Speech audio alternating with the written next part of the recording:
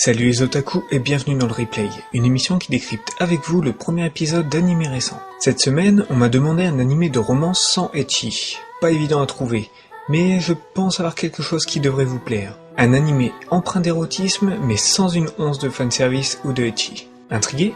Alors ne bougez pas, cette semaine on se mate Kufuku Graffiti.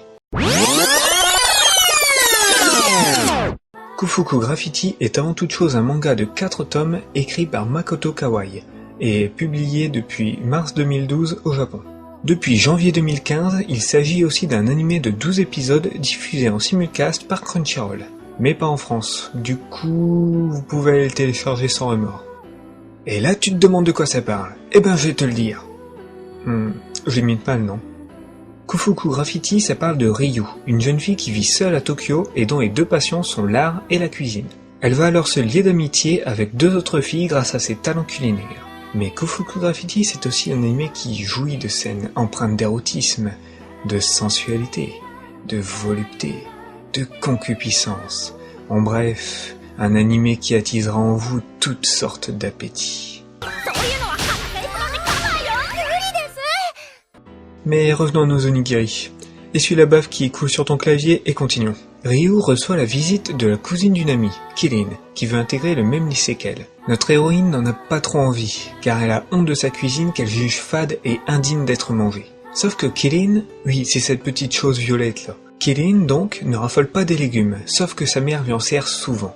Trop souvent. Du coup, quand elle va goûter à la cuisine de Ryu, ce sera une libération pour elle. Traduit sur son visage par une expression d'extase. Le fait que Kirin aime autant sa cuisine, ainsi que les encouragements de cette dernière, vont redonner foi en ses capacités à Ryu. Heureusement, sinon la série aurait été bien courte. Il n'y a pas grand chose à dire de plus sur l'histoire sans spoiler inutilement. Du coup, parlons un peu de la forme. Les décors sont bien détaillés et l'univers ultra coloré, c'en est presque éblouissant parfois. On retrouve la patte du studio Shaft dans les dessins. Mais on retrouve aussi ce problème récurrent chez eux, les scènes où on ne voit pas les bouches des personnages pour gagner quelques images. C'est un détail, mais ça peut gêner. Les musiques ne restent pas en tête. Contrairement à certains animés où l'opening tourne en boucle dans ma tête pendant des heures, là, à peine le lecteur fermé, j'oubliais jusqu'à l'existence de l'ending. L'histoire quant à elle est assez originale, et mon manque de culture dans les animés traitant de cuisine fait que pour moi celui-ci est une vraie surprise. En plus de ça, le manga est un yonkoma. C'est un style de manga qui divise chaque page en 4 cellules verticales, chaque page racontant une histoire différente. Quand ces mangas sont adaptés en animé, souvent c'est sous la forme de succession de gags, comme dans Lucky Star ou Seitoka Yukindomo par exemple. Mais là ce n'est pas le cas, et je trouve ça vraiment intéressant.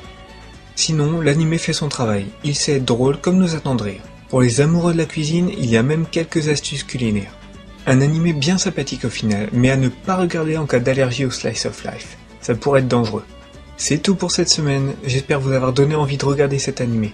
Je remercie tous ceux qui me soutiennent, que ce soit depuis un jour ou un mois. Mention spéciale à Kassi, j'ai beaucoup apprécié Sakuraso no Pet no Konojo.